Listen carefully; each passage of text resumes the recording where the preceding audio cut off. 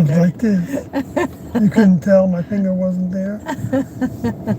Well, good morning, evening, as we are acting silly, approaching the live stream that nobody's hearing right now.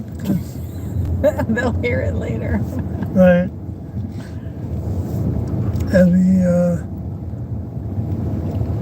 we were going to talk about tape 169 again. I'll recap a little bit. That a lot of it had to do with frequencies and equating frequencies with mind and the mind from the next level in terms of lessons, in terms of understanding, in terms of the teachings and embracing the teachings from Tiendo. Let's see, Jeff Barnes was the first one in here. Wonder what old school Dave's doing. And let's see, also Finch.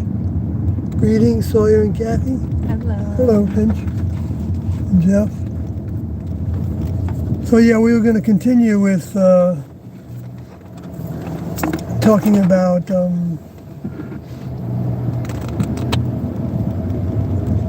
tape 169, which if you don't know about it, was recorded in, let me get the exact date here. October 26, 1984. Okay, October 26, 1984, if you couldn't hear I Kathy. think that's what it is. Well, I'll go up to my notes and double check. It's either 26. October 26, 1984 is what I wrote down in my notes. So yeah, that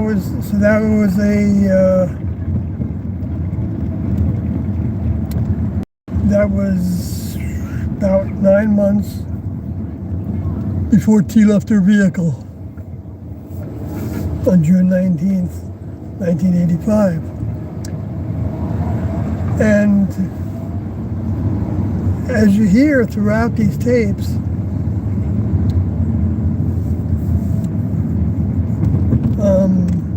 Tiendo were always thinking about and sometimes talking about with the classroom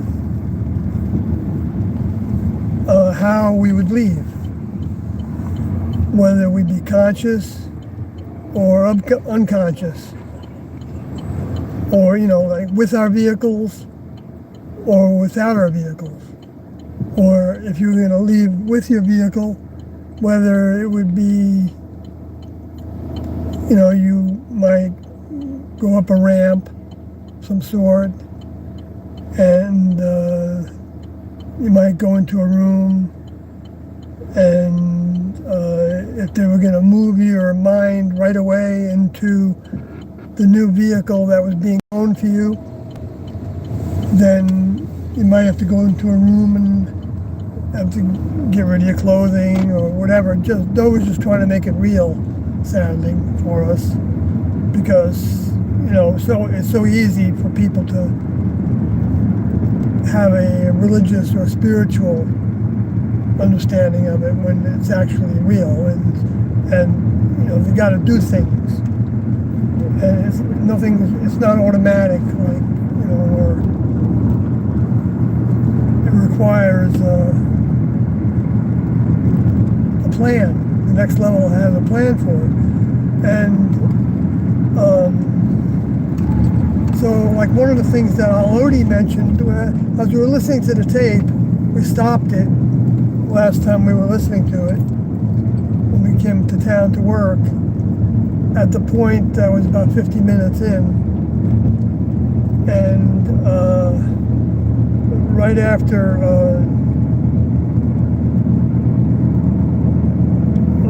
Alodi asked a question about, let me see if I can find it in my notes. I think it was about sending responses to human Yeah, that was what Alodi was talking about, yeah. Well, I think Norodi kind of started it off by saying that she had a dream and she saw a picture of a spacecraft and the students, including herself or just herself, getting on board, and she was getting prepared to get on the spacecraft to be able to take a certain amount of frequency. And I'm not sure I wrote that down all exactly right, but the idea is there that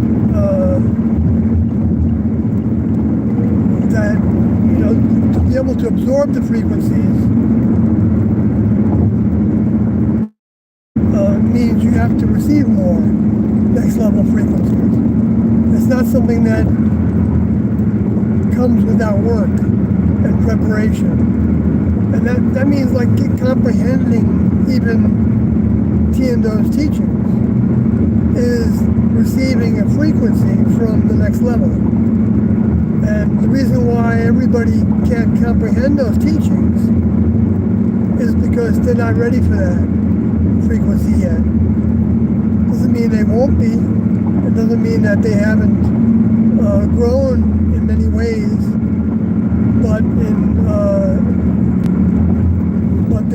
they wouldn't have grown in some of the ways that others who can comprehend and recognize Tiando's teachings have grown. That's not a put down to anybody. It's like nobody's really ahead of anybody else in that regard, because there's no competition at the next level. But it's just the way that it works, that the more you receive and apply, the more you're ready to receive more and apply more, and the more common sense you can have relative to Tiando's thinking. And it doesn't mean you have complete common sense about everything. You don't. You only have it to the degree that you pulled it in. And the way that we get that common sense is by hearing Tiando's responses to things. You know, how they think about this and that, whether it's current events or whatever it is, because they're not ordinary people. I mean, a lot of humans think that they are, because they can't see what kind of mind occupies their vehicle. And if they can't see it, they think it doesn't exist, or can't measure it in some way, they think it doesn't exist.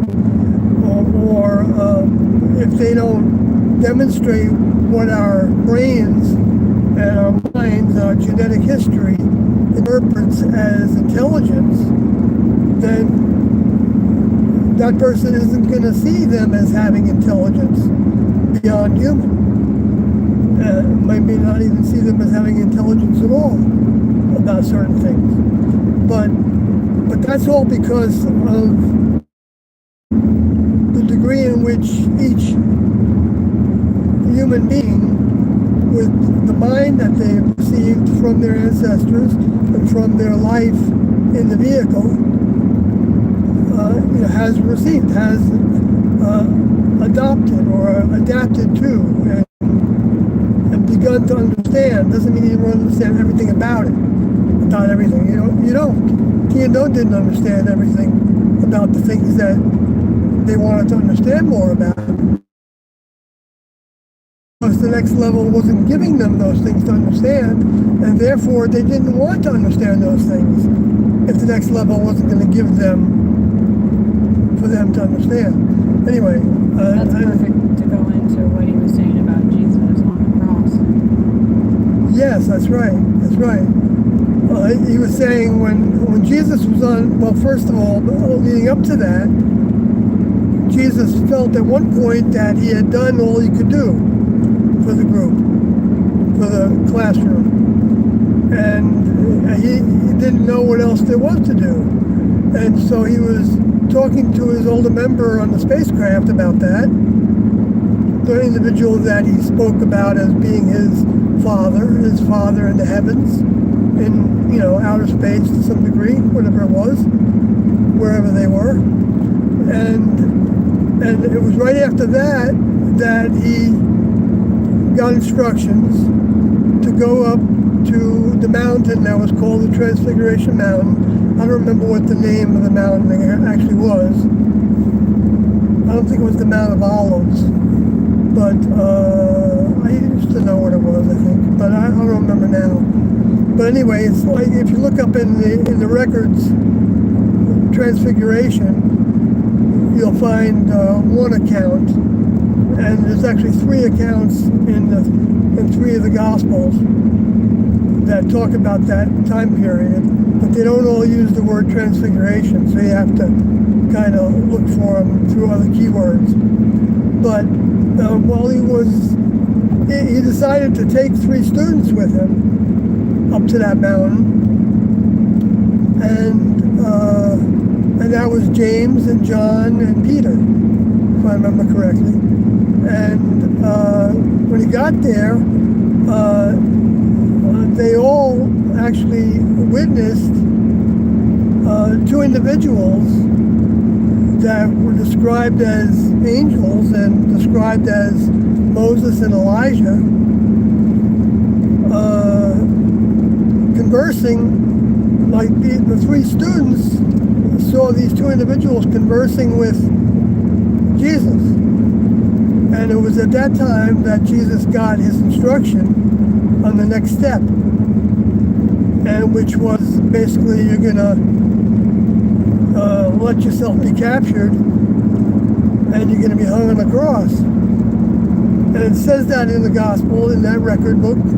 It talks about that's where he got his instructions to go back to Jerusalem, knowing that he would be killed when he did it. He'd be caught, because he was able to stay out of their clutches up until then. Because he knew it well how to hide. Anyway, but because nobody liked him except the disciples, which numbered around under 100 from the records. Well, he had crowds of people following him, so I wouldn't say nobody liked him. I would say the authority did not like him. Yeah, there were people that liked him because of he was rumored to have done miracles, and so there were people that gravitated to his teaching. But as far as actual students, he only had less than 100. He had 70 at one point, which I think that didn't include the 12. So that would make it 82. And I don't know if that was counting female disciples, because in those days a female was looked down upon if they were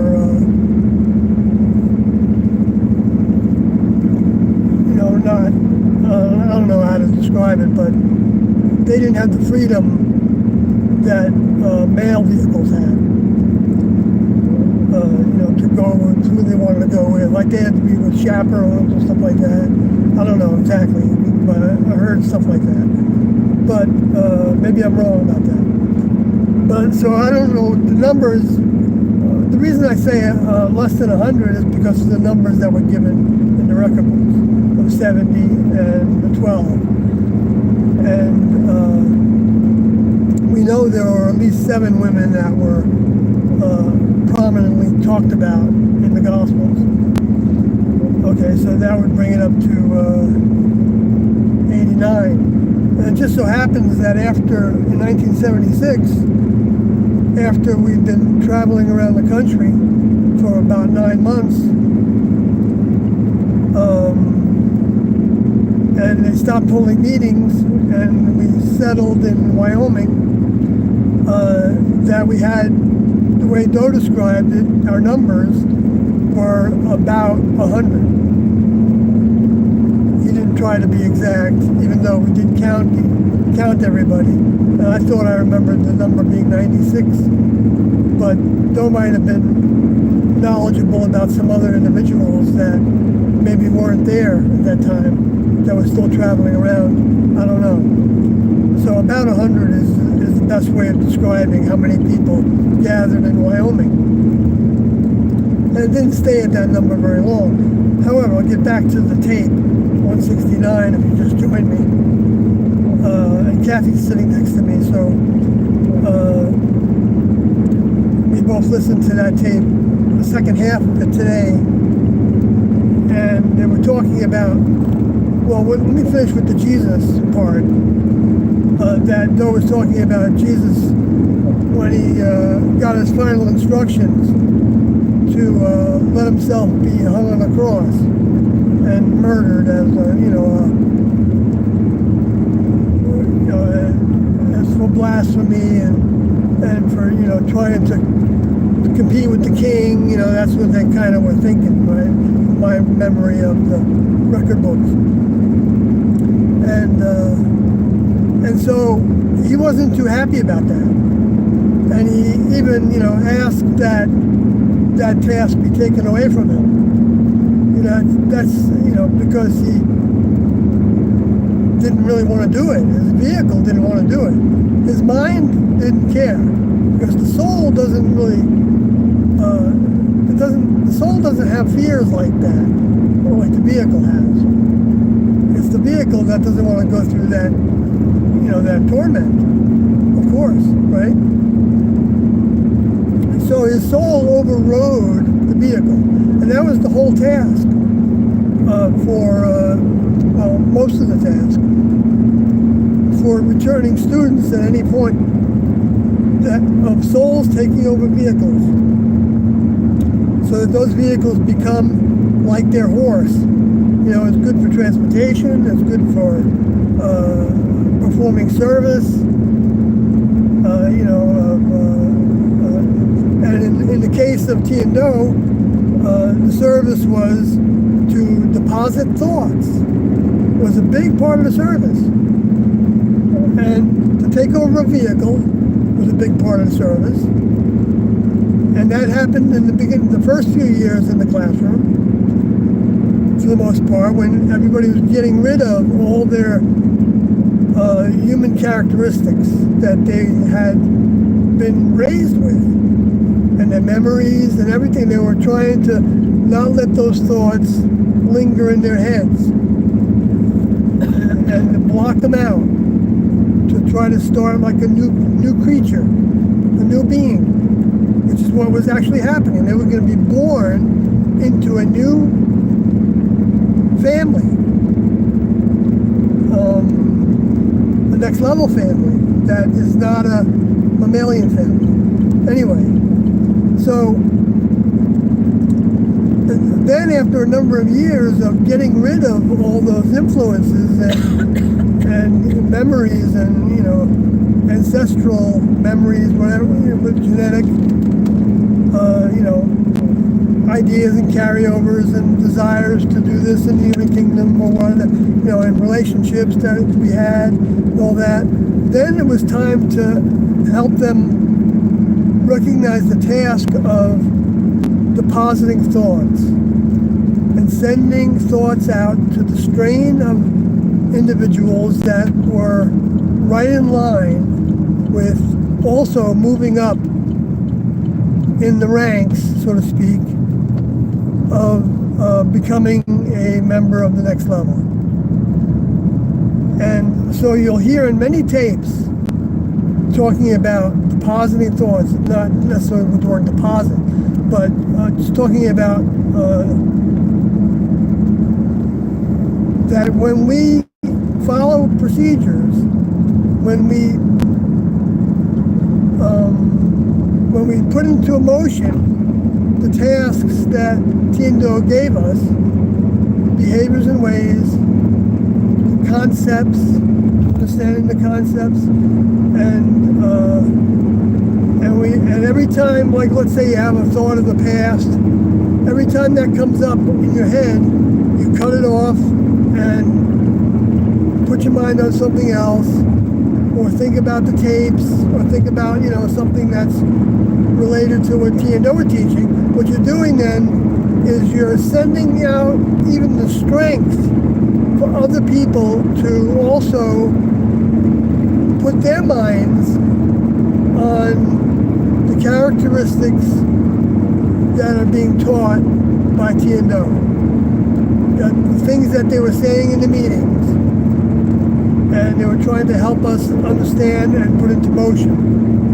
And that's a big task. That's a huge task. And it doesn't mean that anybody actually completes that task 100% while in the human kingdom. It's a matter of degrees in which you get faster and faster at cutting things off, so that you're not lingering on even like your fears, and also your some people might think that they're weak and they're depressed, and all those kind of feelings, or they think they're really intelligent, and those kind of things. They have to get rid of all that, because none of that is of use to the next level. Because the next level is going to start you out in a brand new vehicle with a whole new set of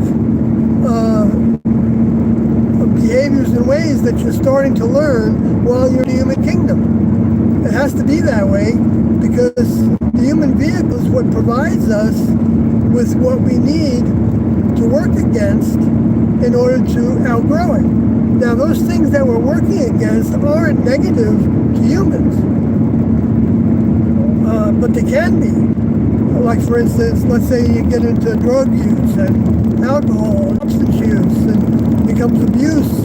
It becomes, a problem, or pharmaceutical use, or addictions to sexuality, and addictions to climbing the corporate ladder and becoming a politician or somebody that's going to lead other people, and regulate them, and tell them what they need to do in order to become successful, all that kind of stuff, and everything else, and raise families.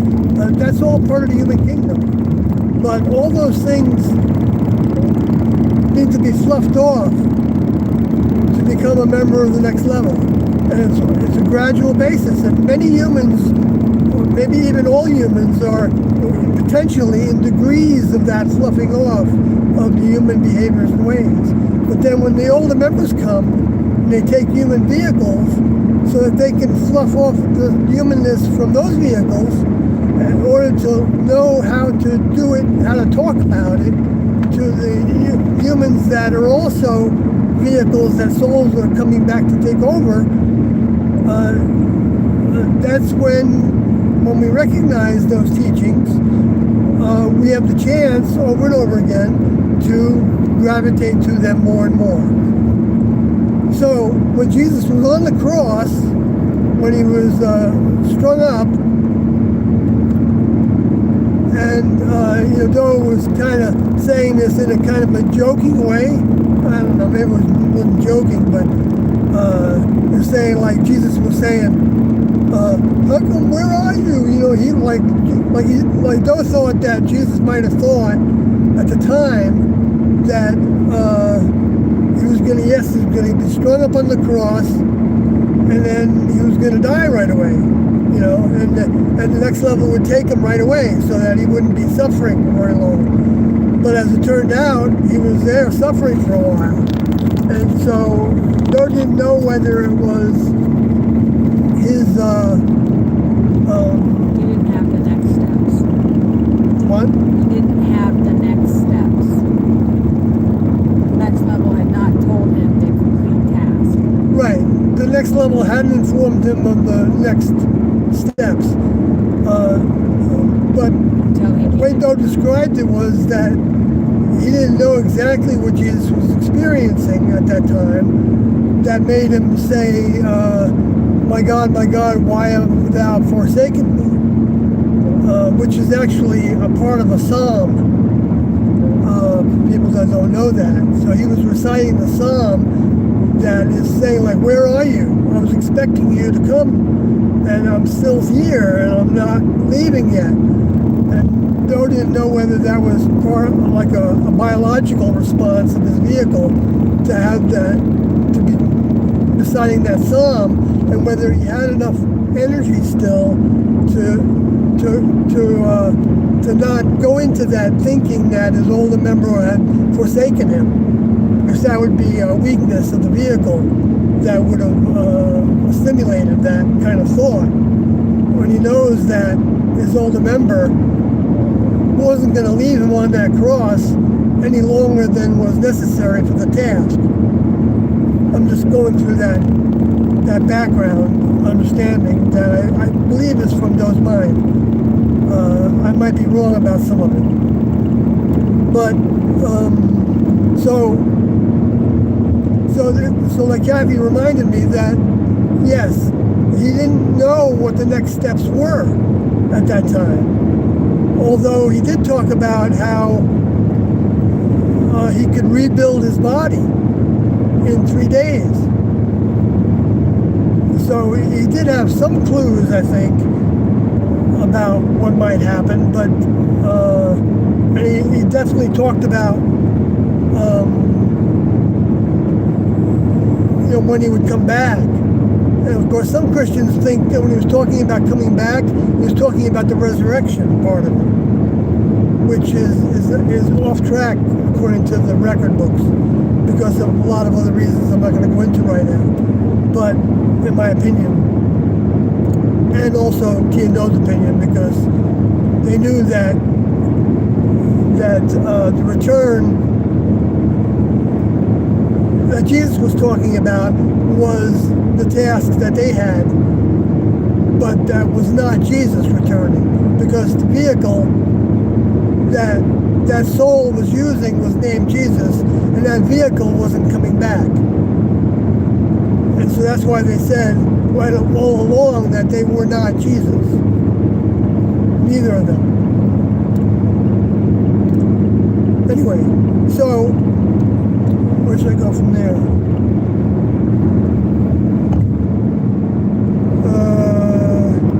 Might not always know what's going to come next. Right, that's what, right, and that goes over to tape 169 again, where he talks about starting around the 50-minute mark, where Alodi, individual in the exit videos that was wearing a Dr. Seuss hat, says that he was thinking about leaving, whether they would leave in a conscious state or an unconscious state, and that if his vehicle might not be ready yet. In other words, the human vehicle might not be ready yet to leave in a conscious state, meaning conscious in your vehicle. And he said that he feels like he wants to be able to go on board in a conscious state, because that would be sending out a signal to the world of all I've learned,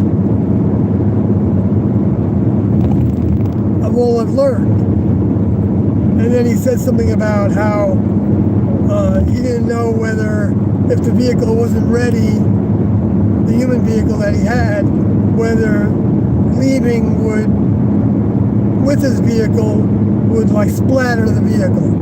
And when Doe laughed when he said that, and he said, for the sake of the people that might will hear this tape, speaking about us, I think, because he wasn't talking about them, because they were there, that they never said that the vehicle would be splattered. And Alodi said, yeah, I was just using that as an analogy, and Doe said, yeah, I knew you were, but he wanted to make sure that people listening to the tape knew that there was no splattering that was going to take place.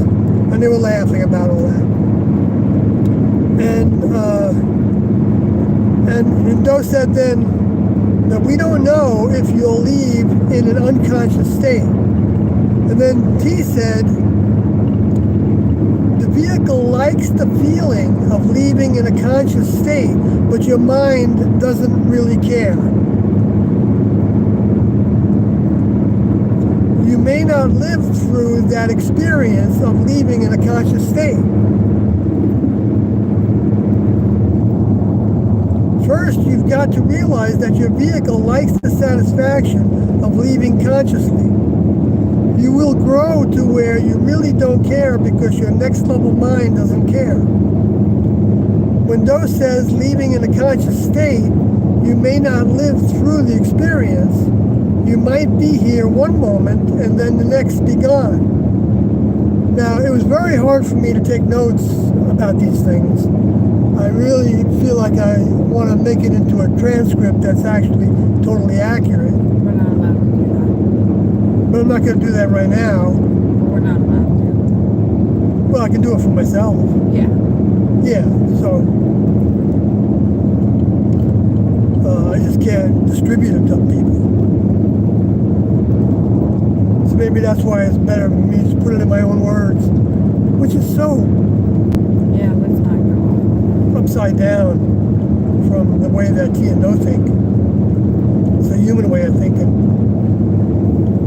Anyway, so Dosa then said that it doesn't mean that humans will not see the exit.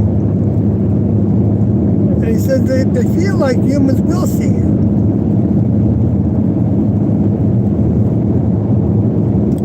I'm not sure I got this right, but my notes say that there's a long process of what the end result, if they didn't see it. We keep feeling it will be viewed.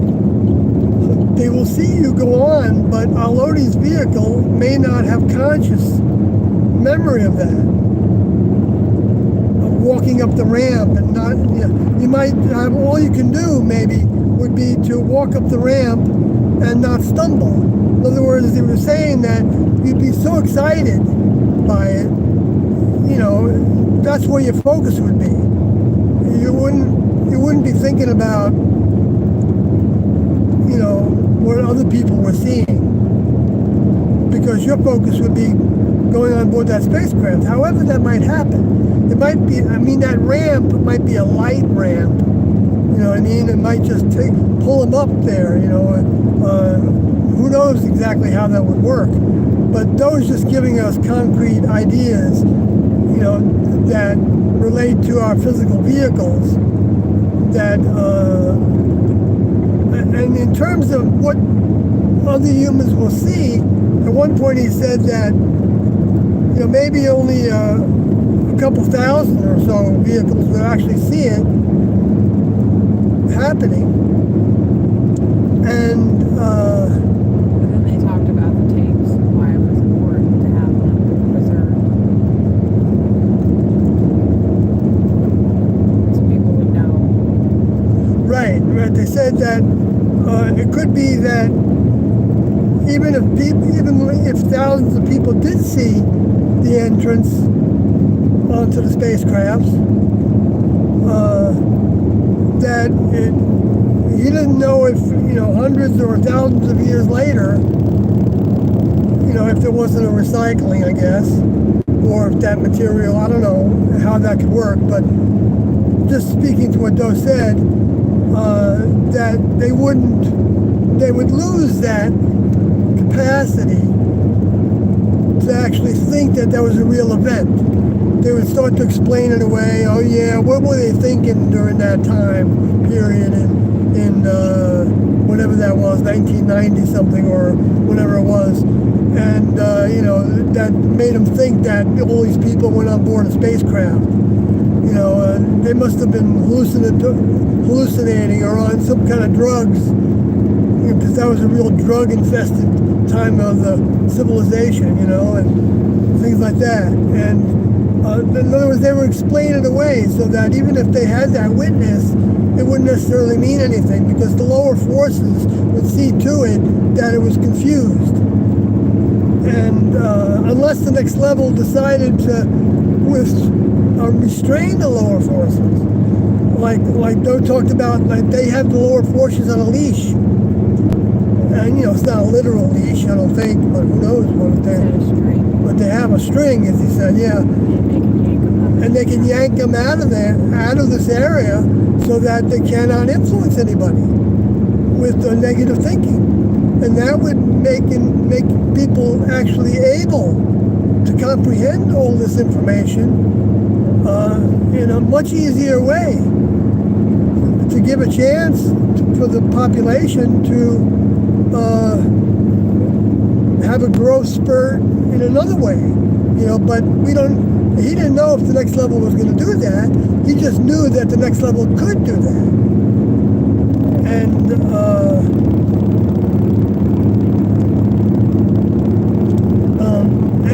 that the next level doesn't give them the details. And that they don't even want those details if the next level doesn't want to give them to them. That's where I got that. It's in my notes. Then I get to the Jesus part. And then he said, we feel this task will end by observation by the people for many reasons. Like, why would they deserve to see it when they have acted as bad as they have acted? The next level nurtured them by showing them flying saucers and planets like Earth, even in our own universe, and the greatest stimulus. But the witnesses and eyewitnesses, that's where I was talking about 300 to 400 years from now, they would explain it away. In my notes, I jumped ahead in my notes. And then T said, yes, they would explain it away unless these tapes are preserved and may counteract that, explaining away what people said they saw of, people getting on board a spacecraft.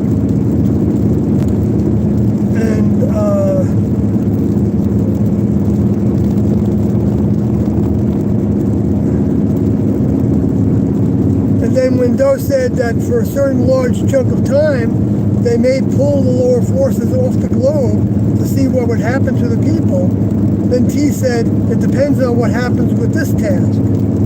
Next level won't let goodness be destroyed by negatives. So in other words, all the humans, which there are many, there's not as many people that are learning to be good as there are people that are learning to be bad.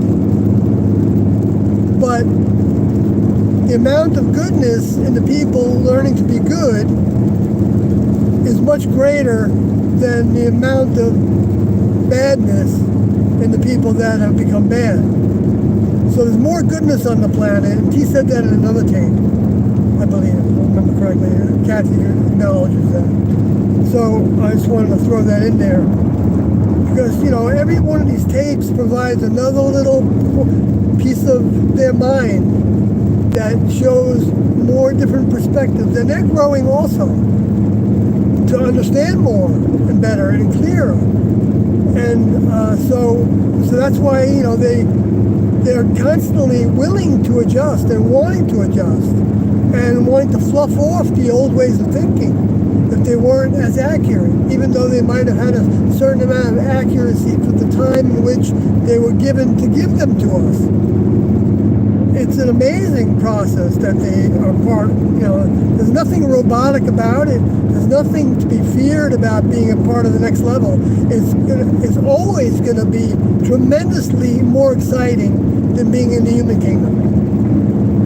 I know that, but my vehicle, bucks that idea. Because my vehicle is kind of satisfied with a lot of things. As long as, my health holds out. If my vehicle starts having severe aches and pains, I no longer really want to be in this vehicle. But as long as I'm, not in torment, and that can be mental torment and physical torment, and my vehicle kind of likes it. Whose vehicle really wants to leave if you're not in some kind of deep depression, which is a negative and needs to be overcome. It doesn't mean that, needs to be overcome in order to grow out of it, because that's not the way of the next level. It's even with difficulties, the next level convert the difficulties into positives. Make positives out of them. So Doe said then that we can't second guess but seems like strong possibilities that Lucifer and his forces may be curtailed, locked up for a time. Well, it's interesting that he says that because of the book of Revelation, chapter 20, talks about him being locked up for 1,000 years. And yet Doe said, I think at one point in 1994, which I think we have on tape, that one thing that was inaccurate about the book of Revelations, that there were a number of things, but one of them was that 1,000 years had taken place before they came, before T and Doe came incarnate. And so I start to wonder if there could be multiple interpretations of that, the locking up. But I don't know if Doe would update it now in his mind. It doesn't really matter, because if it happens, it happens. It doesn't make any difference whether it does happen, because those that are alive in vehicles at the time, they'll experience it, and maybe they'll recognize a big difference in the way that all of a sudden people aren't running around trying to kill each other, like in the governments, or even with these mass shootings that are happening all the time now. That's a norm now, when it wasn't a norm 15 years ago that I remember, or 20 years ago, maybe it was. I don't know. Then Havery talked a little bit about it on tape.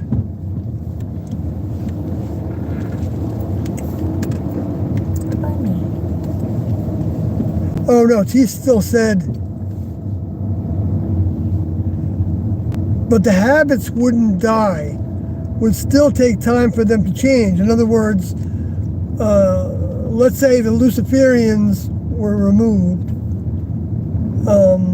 from the globe, or from influencing the globe for a time, for even a long period of time. All the people that were alive at that time would still have the habits of behaving in certain ways. And it would take some time before those habits would start to change without the Luciferian influence. And then T said, you'll be able to see it when you get back, not just when leaving.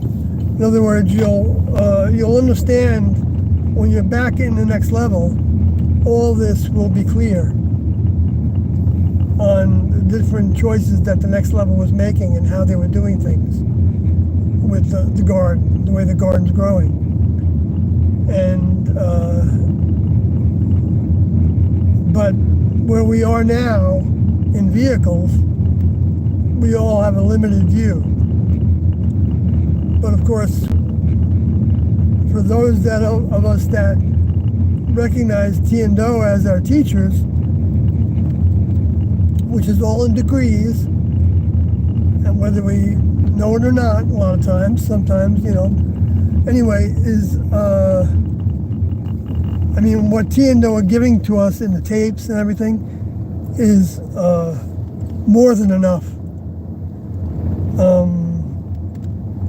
insights, I think, to what we can handle and are necessary for us to handle. So we don't need to, think about where did the chief come from?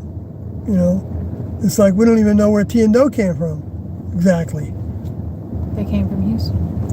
Right. Yeah, they just came from Houston. They came from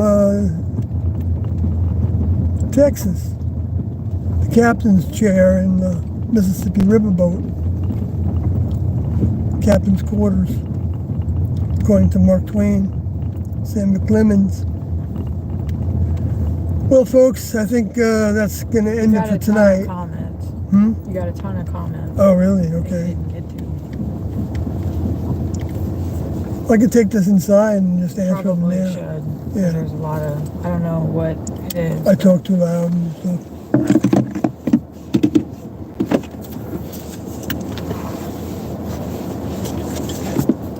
Okay, so if you stay with us for a few minutes, we'll get inside and we'll continue to answer questions.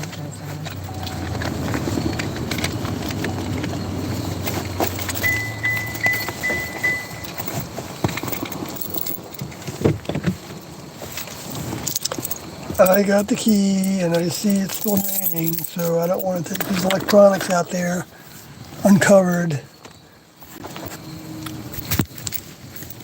All right.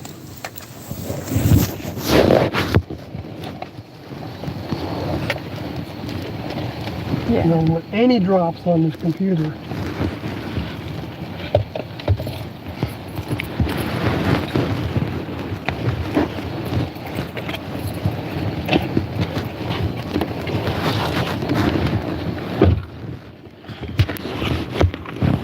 We got our warning now. That's okay.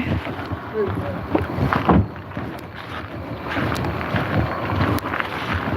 That's okay. It's kind of nice, right?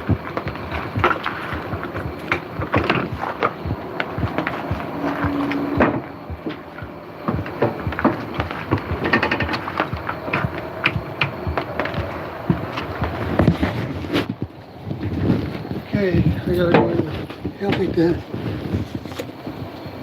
We'll get the rest of the stuff out later, or? I'll just go grab it now, don't you think? Sure. If you're down You with got the phone, right? I do.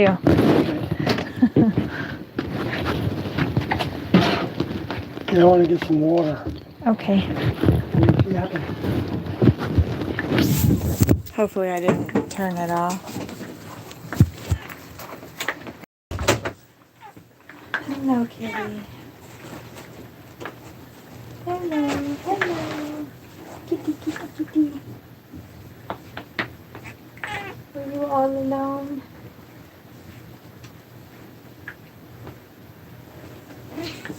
Yeah, now you want to go in there? Yeah.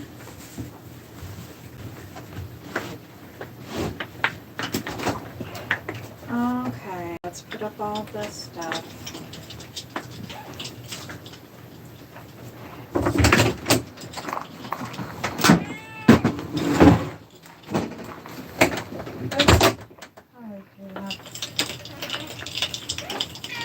What you saying, kitty?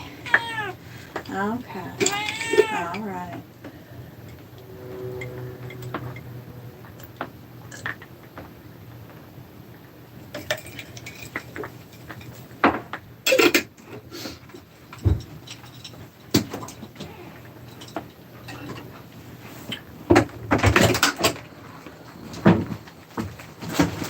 I don't know where the one thing is.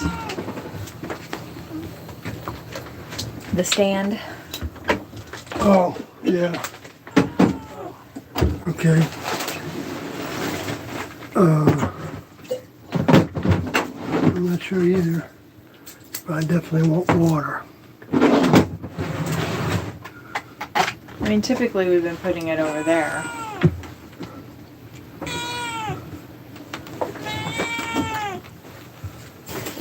Wow, this box is big. I told you.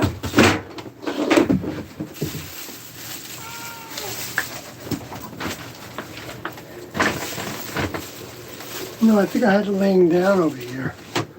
This last time we used it was before we moved, I think.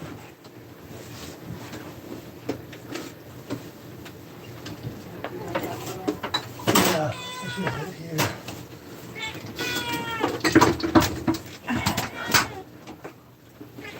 All You read right. that? Everybody says hi. Okay.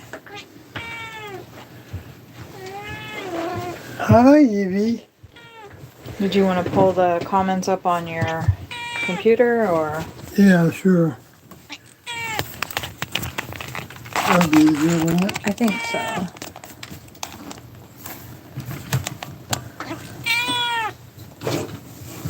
Okay, Big Mouth.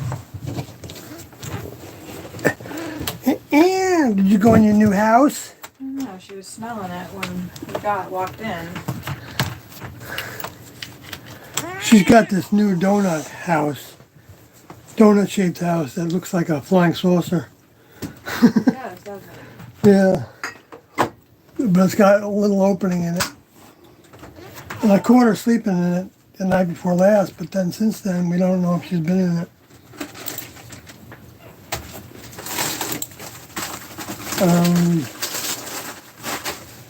Okay, so let's see. Well, this is connected on its own.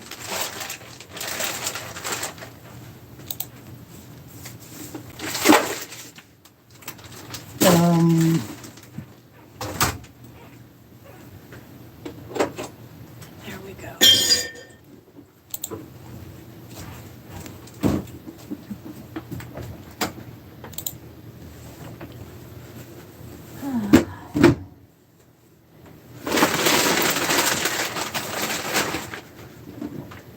Okay, I got the chats. The chats. Remember to hit live chats. Right.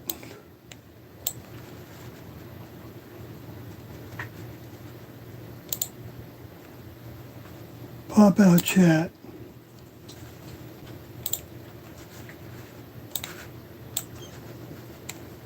Good. Okay. I need a drink of water.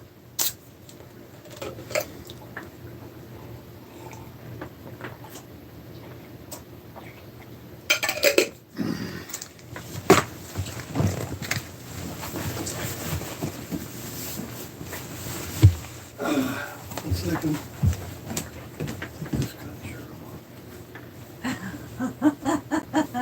That's not our shirt. No. Well, I mean, how are they supposed to recoup?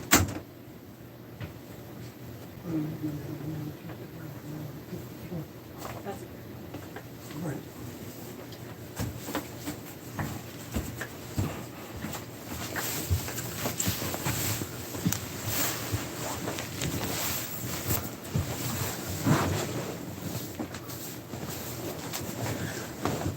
Okay.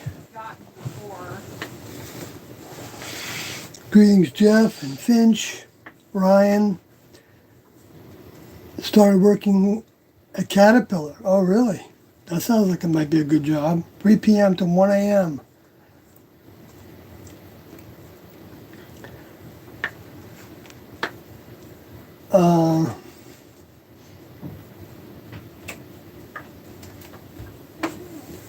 Cool. Very cool. They're talking a little bit among each other.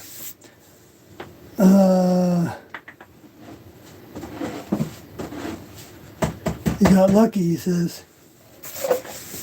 Yep. Okay.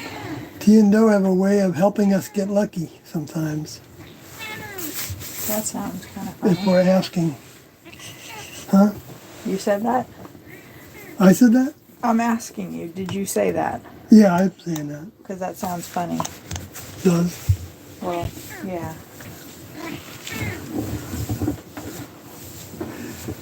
Jeff says, okay. Okay, Kate. Finch says, does T and Doe have control over the next recycling of the planet Earth? Absolutely, I believe they do. When that,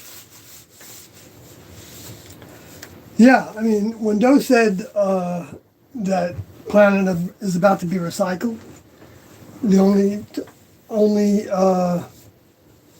way to escape that recycling is to leave with us, is what he said in that document.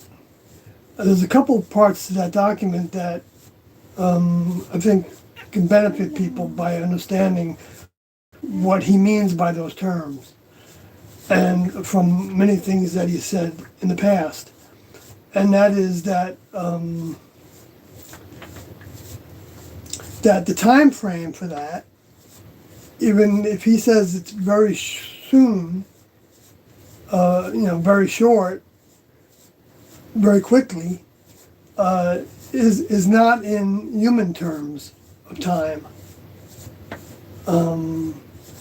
it's in next level frame of time. And the reason he didn't get any more specific than that was because he didn't know any more specific than that. And T didn't give him that knowledge of more specifics than that. So he didn't give it to us. Oh, sorry. I'm looking at the words in the chat while I'm talking. But, and the other part of that is leave with us. As you can tell from Junodi's document, away team from deep space services before departure, Doe gave Junodi the task to talk about some of the things that were going to take place after they left. And that includes people going with them, being saved for future opportunity, or even graduating to some degree. Not talking about suicide. That's not the graduation requirement. I mean, the graduation requirement is to seek service to the next level, to T and Do, and to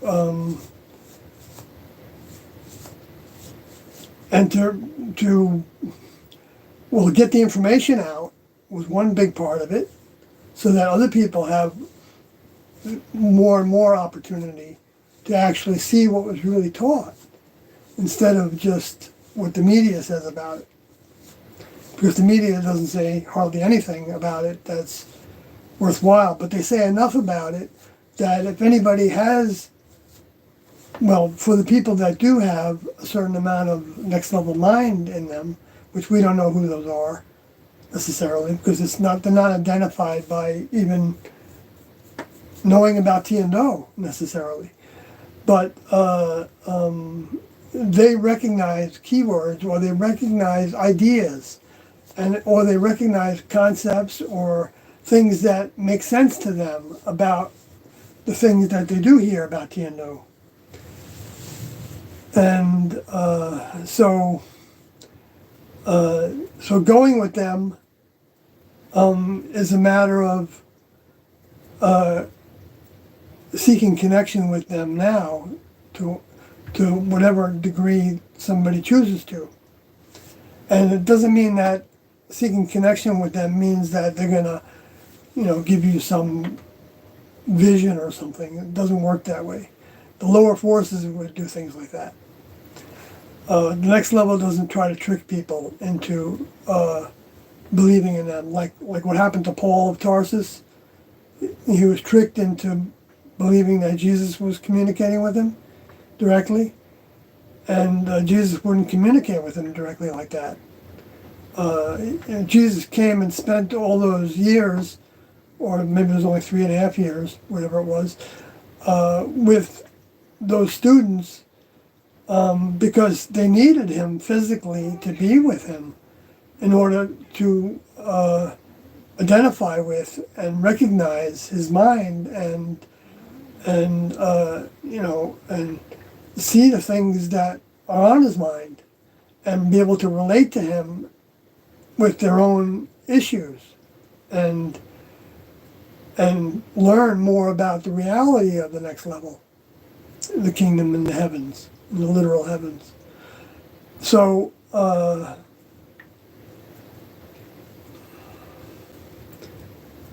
and being willing to stand up for T and Do as being from the Creator's kingdom that created the earth and its life forms, and maintaining that stand, being willing to maintain that stand and accept the consequences that come from taking that stand, because it's never going to be something popular. Maybe I shouldn't say never, but it's not meant to be really something that's easy to wrap your head around, because all the grades in school in the human kingdom have their appropriate steps upward towards next level membership potentially. And so everybody in human kingdom isn't expected to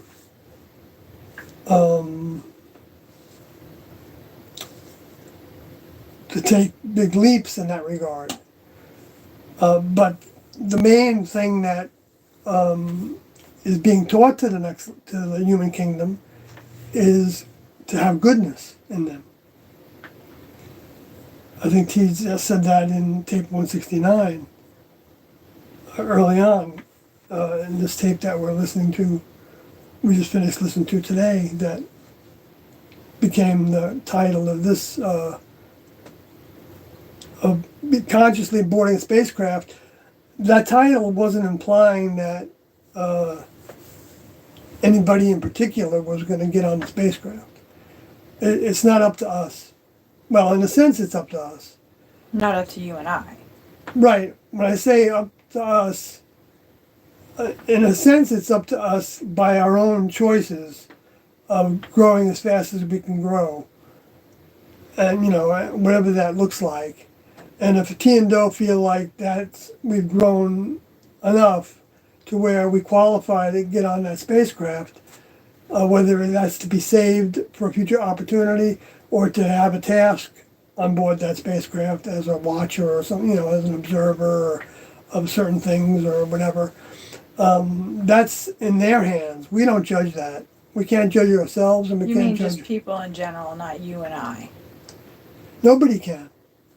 But it sounds like you might be saying that you and I are going to be judging people whether they get to go on a spacecraft. No, we don't judge anything. Okay, that's why I just wanted to make clear. No, good. I'm glad that you you're not caught saying that. that. Because I'm not saying that we decide that. It's the next level members, the older members, T and Do and their crew. They're the judges of us. And the crew only judges us according to the criteria that T and Do give them to use to judge us. And that judgment isn't necessarily, like sink or swim. There's, well, to some degree maybe it is. Okay, I shouldn't say, some are going to be recycled. Some souls are going to be recycled. But Do indicated that he felt like there was going to be a new crop of Luciferians. In other words, individuals that were souls that went against the next level. That's the way I interpret that. I don't know if there's another way to interpret it. I could be wrong. And it might depend on how many chances they were given. But also, even the new crop of Luciferians would mean that those new individuals that did in some way go against the next level were given another opportunity to switch course and get back on straight and narrow better than they were before. And that always becomes a harder and harder task because it requires more and more effort to do. And and that's what happened with the original Luciferians that I'm calling, Lucifer and his other associates, who are all young members, student members of the next level, but didn't, but then ended up going against their older members' assignments and instructions and guidelines in order to set up their own kingdom on Earth.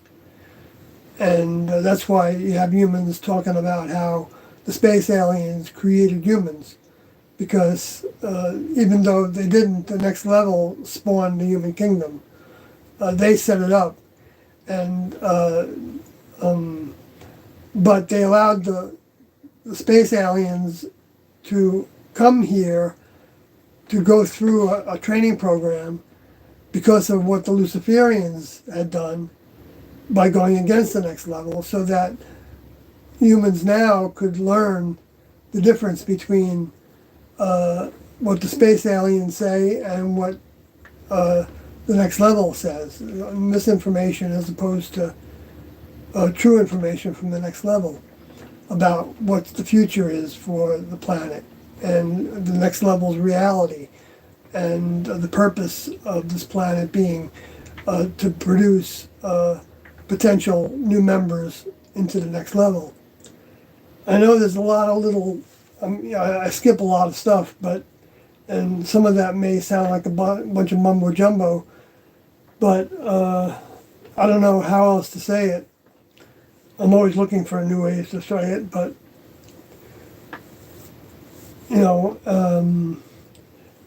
the best way you're going to get the best perspective is by going to the T&O's material directly and reading the book and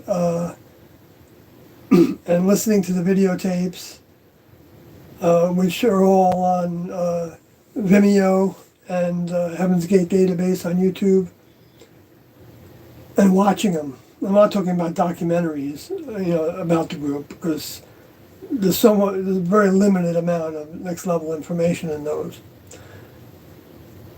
But the actual teachings that came from T&O and crew, that's what I'm talking about.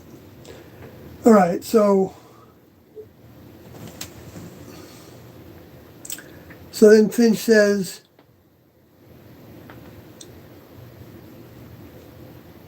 first Jeff said that's good. Okay, no, that was not pertinent to this conversation. So Finch says, was there ever a thought to build a spaceship? Well, no, because that wasn't the task. The task was to qualify as children into membership in the next level. Building spacecrafts, that's not, if a student becomes a member of the next level and they want to learn how to build spacecrafts, then they can, if they're given that opportunity, when they're given that opportunity, because they will be given different opportunities, they can accept it, and then they can learn to build spacecrafts or grow spacecrafts, because they don't necessarily build them the way humans do. They can grow them. And a spacecraft can even be a soul's dense physical body. It can have a lot of functions in it, and you wouldn't even see the pilot, because the pilot would be invisible to anybody. Well, I don't know, to everybody, but may not be. Maybe they'd be inside of it, but so I shouldn't really go into that anymore because I don't know. But so no, there was no talk about building a spaceship, but we did have like simulated kind of spaceships in our thinking. We had no paraphernalia, no decorations that made our houses look like spacecrafts, but we talked about them as if they were a spacecraft that had different rooms in it, that had different labs. The lab for cooking was called the neutral lab, and the lab for washing clothing was called the fiber lab, and the lab because the next level is made up of laboratories. And a laboratory doesn't mean it's like a room somewhere. It can be that, but it can also be an entire planet, inside a planet.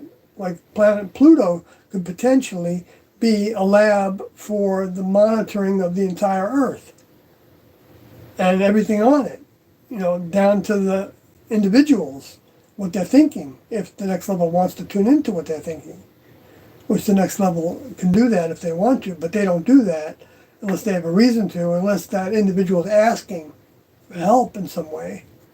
And then they can hear those kind of cries for help, and they can tune right into that person and give them the appropriate help for that person. And whether that person puts that into effect or not is up to their free will. Anyway, and whether they know it's coming an answer from the next level, a lot of times I think they do feel that if they ask the highest source they could imagine, that they do get a sense that the next level responded to them. The reason I'm saying that is because of T&O's teachings, but also my personal experience, where I've asked questions that I felt like I got responses to. But I didn't know for a fact that they were responses, but they made sense to me in light of all the other things that I knew about the next level and certain things that they would never tell me to think or do. Like they would never tell you to commit suicide. They would never tell you to harm your vehicle. They would never tell you to harm anyone else's vehicle.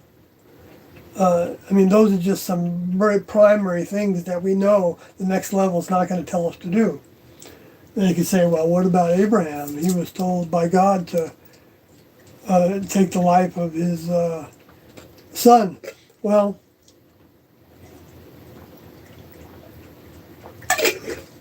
I don't remember what Tiendo said about that, but I do know that everything in the Old Testament isn't necessarily accurate. And if that did happen, then that was for that circumstance and that period, that time period. And the fact is that he didn't go through with it. But being willing to go through with it would be, I mean, somebody would, I don't think that applies to us now, because people would love to say, oh, Sawyer says that you should be willing to do something like that. And I'm not willing to do something like that. And the next level is not going to ask us to do things like that. That's guaranteed. So I just would, shut the mouths of anybody that has to go back to that Abraham thing in order to try to make God look like God's evil. And that Abraham was evil. Maybe Abraham did have a lesson to learn in that regard. Maybe he was listening to, maybe he thought it was God, but maybe it was actually Lucifer that was telling him to do that. We don't know the facts of that.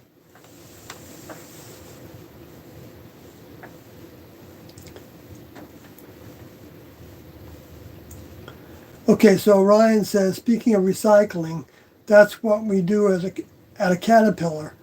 We take old engines from trains and bulldozers and hospital generators, take them apart, clean them up, and resell them for half the price. Wow, that sounds great. That sounds like a lot of fun. I guess if you like that kind of thing. I mean, I would like to do something like that, I think. I'm not in a different lifetime, not this style lifetime. But if I have another lifetime, I don't assume anything. Okay, then Finch says, and the parts like our soul go into the next level. The only thing that enters the next level, well, I shouldn't say the only thing.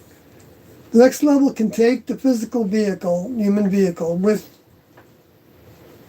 the soul, if they want to. Examples of that was Enoch and Moses and Elijah and Jesus. Okay, that didn't happen this time because the next level chose not to take the vehicles. They could have taken all those vehicles. They could have even healed them from drinking that strong barbiturate.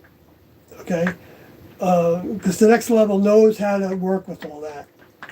And they even talked about it in the Gospels, how they could take up serpents. But that I think really meant they could. They could survive poisoning, I think is what they said in there, in maybe John's Gospel. Which I don't know if that part was accurate, because I don't think Jesus said it. And so we can't count on that as being accurate. Only the things that Jesus were recorded to say in the 4 Gospels can be considered to be accurate. And even that has been distorted by the interpreters and translators, some of it, but not that much. I mean, the truth is there, that Jesus was bringing the graduation requirements. If someone doesn't want to try to interpret it away, which many Christians do that, because they can't conceive of certain things meaning certain things literally, so they put a different spin on it. And the parts like our soul go into the next level. So yes, in general, it's the soul that is actually building itself, being built by our desire to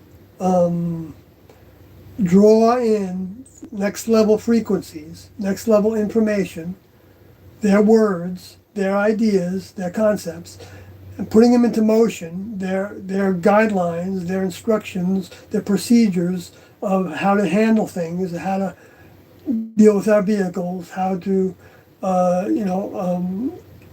get rid of human behaviors that are listed in the book as the major and lesser offenses. So you can read them all. There's a lot of them in there. There's a lot of things to live up to.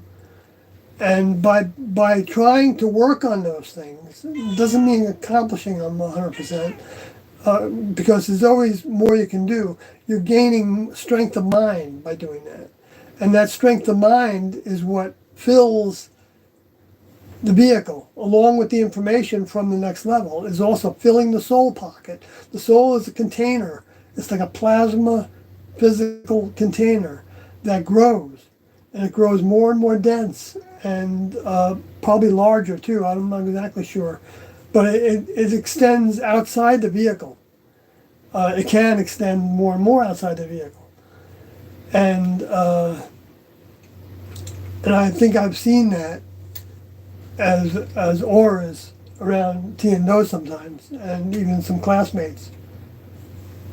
Not exactly an aura the way that is described in the books, but as a shimmering light around the head. Anyway, so it's a real force. I mean, it's a real substance, and it's a real energy form, and that's what goes into the next level. Whether the human vehicle goes with it or not is kind of well, it would only happen to a vehicle that the next level felt accomplished the transition,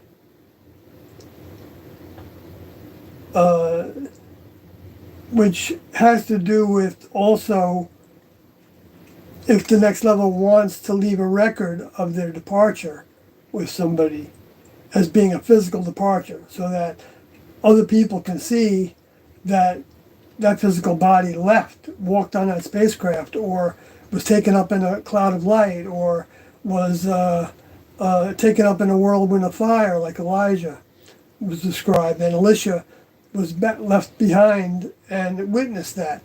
So that would be the prime reason, is my understanding would be for the next level to take a human vehicle on board. But that's a human vehicle that had converted into a next level vehicle.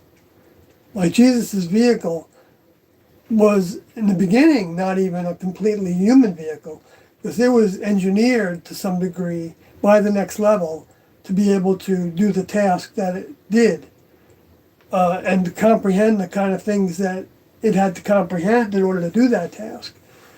It needed extra help. So and so then after part of what Jesus accomplished by giving his all to his older member in service was actually creating that flesh, not creating the flesh, converting that flesh into actually growing that mind inside that flesh and around that flesh that uses that flesh like a suit of clothes,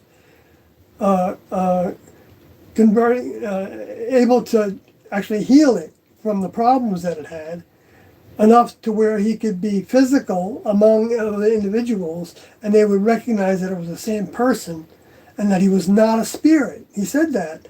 But all these Christians talk about Jesus as being a spirit and God being a spirit, but they don't recognize that Jesus proved that he was not a spirit before he left.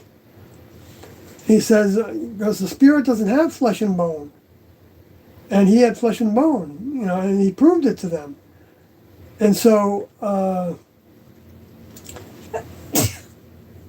but the lower forces distort the clear thinking, so that, people come up with, they don't know how to necessarily switch off that, and will determine what the clearest thinking is.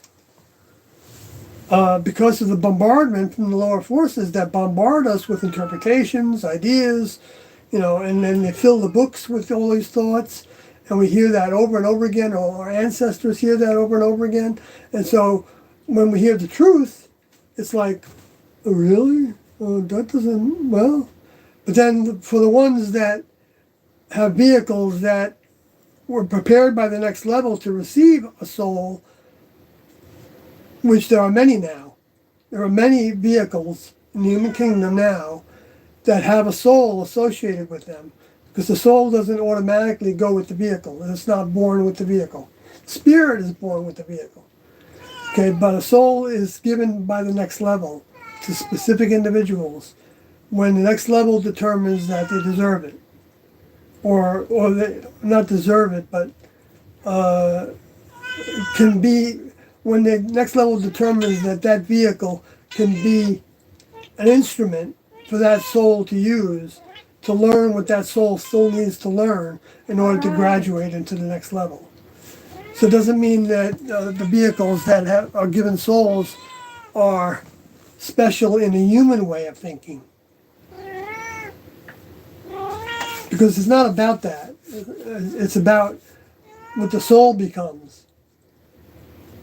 So I'm talking about, like, for instance, for me. Yes, my vehicle was given a soul. Tiendo told me that, and I believe it's the case. But I don't know what happened to that soul when I failed to make the grade, and whether it left me and is at a distance now, or whether they took another soul to try to get in control of this vehicle enough to where this vehicle could be of service. I don't know exactly, what that circumstance is. So none of us should feel like we got anything made, or that, I mean, if you have a soul or you don't, it doesn't make any difference. If you're gravitating to this information, I just don't like to see people use that as, like a way of feeling like they're above other people. Because that wouldn't be a next level way to think about that. Because they're not. Because it's what you accomplish that matters. It's not what you were given. It's what you do with what you're given.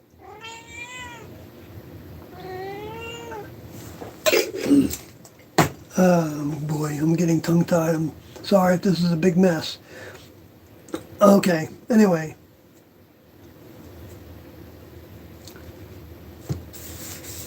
So Finch says everything was created by God. Yes, but the definition of God is the kingdom of many membered gods in plural. I know people hate to hear that because they think, oh, you're talking about many gods, and that's, but there's always been many members.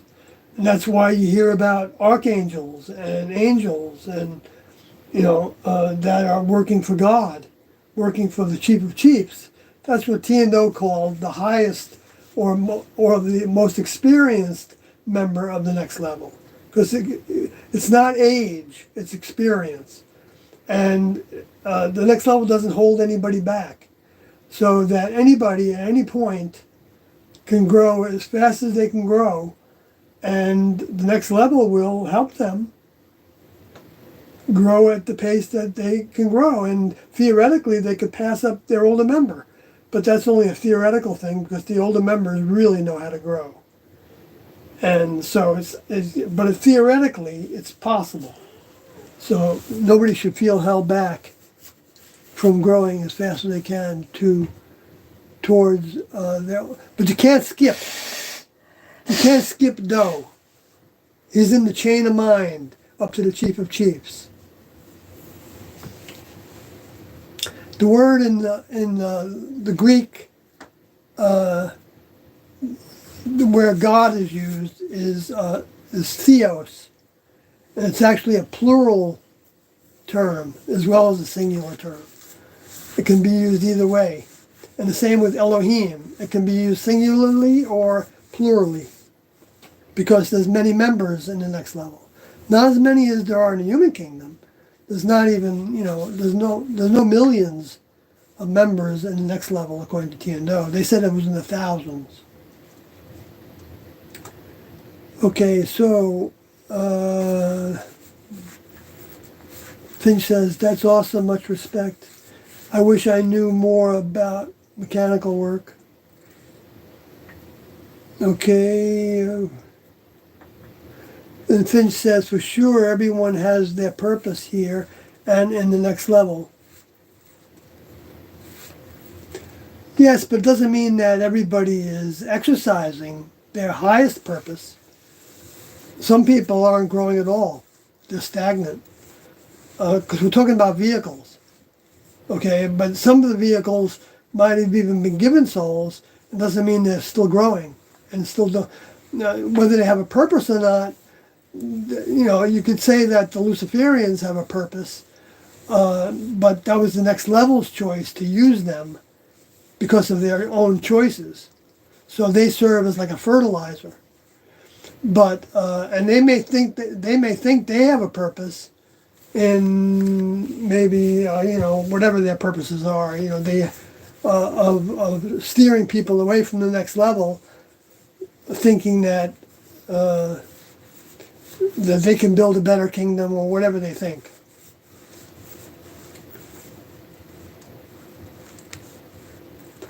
Ryan says, okay, still talking about your caterpillar experience. I'm glad for you. Ryan says, I feel like I've been doing good for the next level. I still drink too much and I smoke a lot of weed. I friggin' love marijuana. A new vehicle and a whole new set of wheels. And that's why I'm not afraid of death. I'm excited to see the next stage of life. So I got off work at 1 a.m. around 3. I was laying in bed with my cat, and there was a click. My cat jumped up, and the kitchen light was on. I want to talk to my lawyer, Kathy. Ha ha. My question is, do you believe in hauntings or spirits hanging out? Yes. Yes, there's no question. Tiendo didn't spend much time on this, but they said that when humans die, their spirit separates from the flesh and continues to want to do the things it did when it was alive in a vehicle. And so it seeks to influence people. And it also, some of the spirits seek to be like guardian angels looking over their loved ones when they were living. And so it can be positive, for humans to have them around. And then there's other spirits that most of them stay around their families and friends and associates. It doesn't have to be all of those things, but different associations that they've had that they established connections with, strong bonds with, not just anybody. And they seek to influence people that have the same talents and skills that they had. So if they were a good piano player, they might look for people that play piano and then go over to them and kind of get their jollies playing piano as if they were doing it through them. But it's a false sense of satisfaction because they don't have a vehicle, so they can't actually feel anything. But I think they can, I shouldn't say feel anything, I think they can find some sense of satisfaction from vibrations, from frequencies, that are the kind of frequencies that they like, whether that's, let's say, a president of the United States giving a speech, and they would help them, give the best speech that they can give. Maybe that's why some of the presidents actually sound very eloquent, where other ones kind of losing that, or never had it, which, that can have its value too, but anyway, I'll move on. But that's,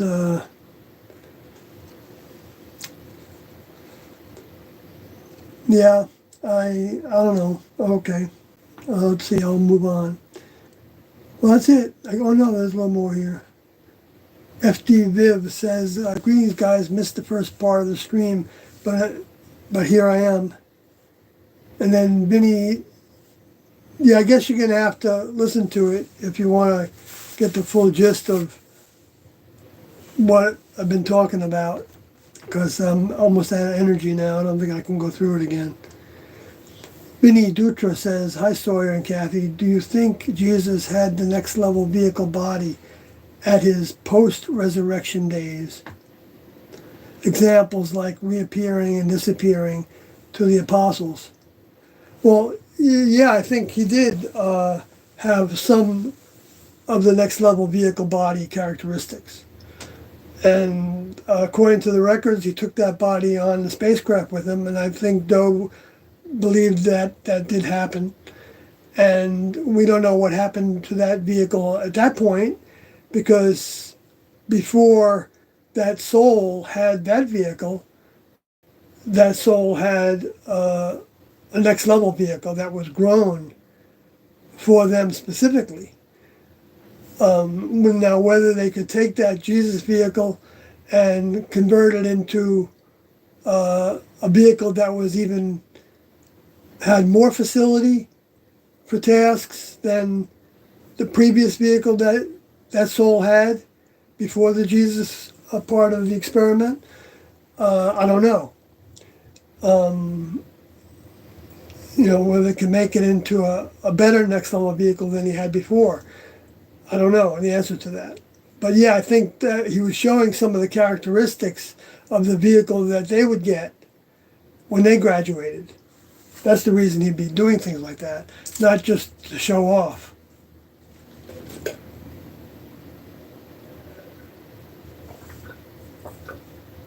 Well, he wasn't doing it to show off at all, except in a way that he was showing them what they could look forward to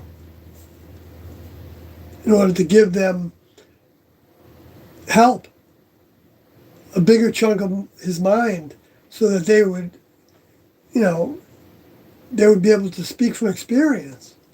Of course, people would say, "Oh, you just imagine that," or "Imagine that."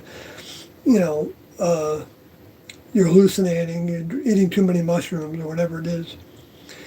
And but they knew what they were experiencing. Just like I feel like I know what I experienced, and I still know when I experienced listening to an audio tape from D&Do again, I know what they're talking about. I mean, I know it makes sense. Not that I understand it that well, but I know that it's real. I know that it's the most real of anything I've ever heard or read. And I knew that right from the beginning. And it's a continuous process to know that kind of thing. So there's things that many people know that others don't know. But we all have vehicles that look the same, pretty much. And it's not dependent on whether you have, a certain amount of intelligence. There's the mind that's been accumulated from the past incarnations isn't necessarily that obvious, unless it's somebody else that has the same experience, and then it is obvious. Like when Kathy and I got together, and she started telling me about different experiences she had with the unseen world of spirits and ghosts. None of it sounded weird to me. It all made sense to me as possible, even though I didn't have those same kind of experiences. And I didn't have experiences actually with this vehicle and spirits until years after I left the classroom. And that lasted for just a short period of time, of months, where I had a number of experiences with invisible, well, mostly invisible, but not totally invisible. You had experiences with me. Experience, yeah. Oh, with spirits? Yeah, I did. But you had primary experiences Yeah, in but that I regard. mean, you felt stuff. Yeah, and also while I was in the classroom, I had a feeling experience. I didn't see anything with my eyes, but I felt a strong presence that was not a good presence. And I didn't want to have anything to do with that presence. And I don't even want to think about it now because I don't want to draw that presence to me. What is that you drink? It's just water. It's in a Tostitos salsa jar because I like it holds a lot of water and it fits in the place in the car where you can put water.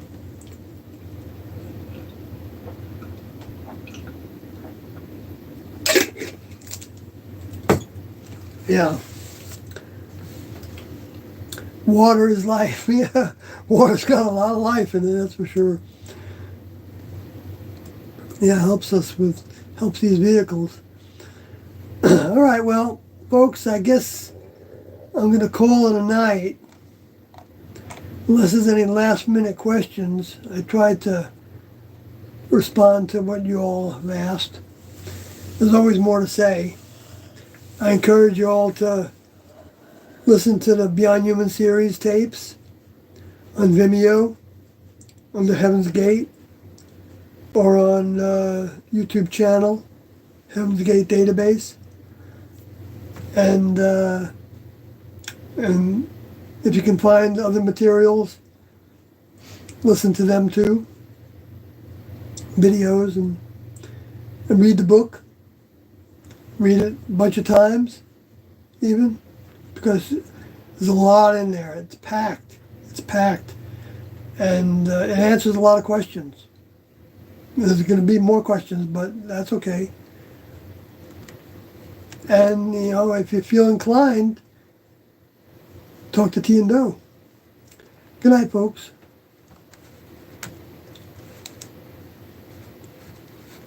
Well, I'm still looking down at this. Sorry. You have to turn it off there. Yeah. You have to hit OK, remember? I know. You taught me that. Mm-hmm. Mm-hmm.